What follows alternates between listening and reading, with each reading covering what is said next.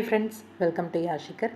நம்மளோட விஜய் டிவியில் 7 மணி ஸ்லாட்டில் நல்ல ஒரு டிஆர்பி வாங்கிட்டு இருக்க பாக்கியலட்சுமி சீரியல். ரீசெண்டாக ஒரு அப்டேட் கொடுத்துருந்தேன். என்னென்னா இனியாவோட மேரேஜ் ட்ராக் வரப்போகுது அப்படின்னு சொல்லி.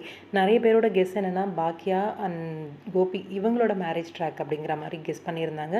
ஆனால் ஆக்சுவலாக இவங்களோட மேரேஜ் ட்ராக் வராது, வந்தாலும் நல்லா இருக்காது அப்படின்னு சொல்லியிருந்தேன். உங்களுக்கு ஞாபகம் இருக்கும்னு நினைக்கிறேன். இனியா மேரேஜ் ட்ராக்காக தான் இருக்கும் அப்படின்னு சொல்லியிருந்தேன். அதுக்கேற்ற மாதிரியே இனியாவோட மேரேஜ் ட்ராக் தான் போயிட்டுருக்கு. இப்போது புதுசாக ஒரு ஃபேமிலி என்ட்ரி அப்படிங்கிற மாதிரி பாக்கியாவோட பிஸ்னஸில் பாக்கியாவை அழிக்கணும்னு பார்க்குற ஒரு பர்சன், அவங்களோட ரெஸ்டாரண்ட்டை விலைக்கு வாங்கணும்னு நினைக்கிற ஒரு பர்சனாக வந்து செம்பருத்தி சீரியலில் வந்து மாமனார் கேரக்டர் பண்ணியிருப்பார், பார்த்துருப்பீங்க. அவர் வந்து முயற்சி பண்ணிகிட்ருக்காரு. இப்போ அவரோட மகன் மனைவி அப்படின்ற கேரக்டரில் ஜீவா வந்து மகனாக வந்து என்ட்ரி கொடுத்துருக்காரு.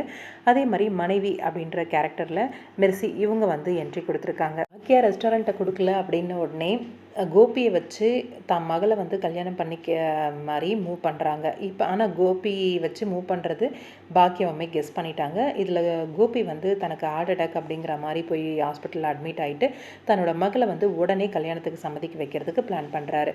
அப்கமிங் இந்த ஃபேமிலி என்ட்ரி பாசிட்டிவாக நெகட்டிவாக அப்படின்னு பார்த்தோன்னா நெகட்டிவ் மாதிரி தான் போயிட்டுருக்கு ட்ராக்கு. கண்டிப்பாக இதை உண்மையை கண்டுபிடிச்சிட்டாங்க அப்படின்னா இனியாவே மேரேஜ் பண்ணிக்க மாட்டாங்க. பாப்போம், வெயிட் பண்ணி என்ன நடக்குது அப்படின்ட்டு. உங்களோட கருத்து என்ன அப்படின்னு கமெண்ட்டில் சொல்லுங்கள்.